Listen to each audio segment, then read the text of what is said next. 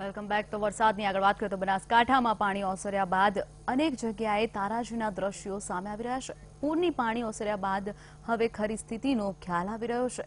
ડીસાથી Dhanera highway પર કંસારી ગામ પાસે સ્ટેટ હાઈવે ધોવાઈ ગયો છે। ભારે પૂરના કારણે 4 થી 5 ફૂટ સુધી હાઈવે પરથી પાણી વહી રહ્યા હતા, જેના કારણે 4 થી 5 મીટર સુધી રોડ તૂટી ગયો છે।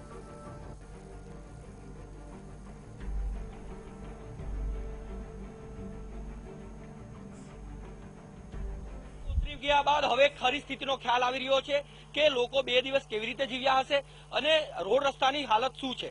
અત્યારે અમે ડીસાથી ધાનેરા રોડ ઉપર છીએ, કંસારી ગામના પાટિયા પાસે છે। કંસારી ગામની જે સ્થિતિ છે, જ્યાં રોડની સ્ટેટ હાઈવેની જે સ્થિતિ છે એ હું તમને બતાવવા માંગીશ।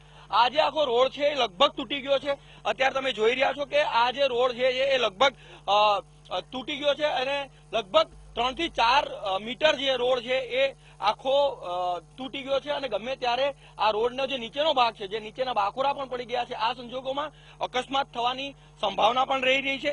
રવિવારે આવેલા પાણી એ રાત્રે ખૂબ મોટી તારાજી સર્જી હતી અને આ તારાજીનો એક ભાગ એટલે આ જે કંસારી બાજુનો રોડ। અત્યારે હું બીજો એક ભાગ જે આખો રોડ બતાવવા માંગીશ, અમારા કેમેરા પર્સનને કહીશ કે આ આખો રોડ બતાવે, મારી જમણી સાઈડની જે તારાજી છે એ બતાવે, કારણ કે આ રોડ તમે જોઈ રહ્યા છો કે જમણી સાઈડ જે છે એ કેવી હાલત છે। આખો રોડ જે છે એ તૂટી ચુક્યો છે। લગભગ રવિવારની રાત્રે લગભગ 4 થી 5 ફૂટ આ જગ્યાએ પાણી હતા અને પાણીનો ફોર્સ એવો હતો કે આ સંજોગોની અંદર આખા રોડ તૂટી ગયો હતો અને લગભગ 2 દિવસ સુધી વાહન વ્યવહાર ખોરવાઈ ચુક્યો હતો। કેમેરા પર્સન સિદ્ધાર્થ આચાર્ય સાથે દેવશી બારડ, વીટીવી ધાનેરા।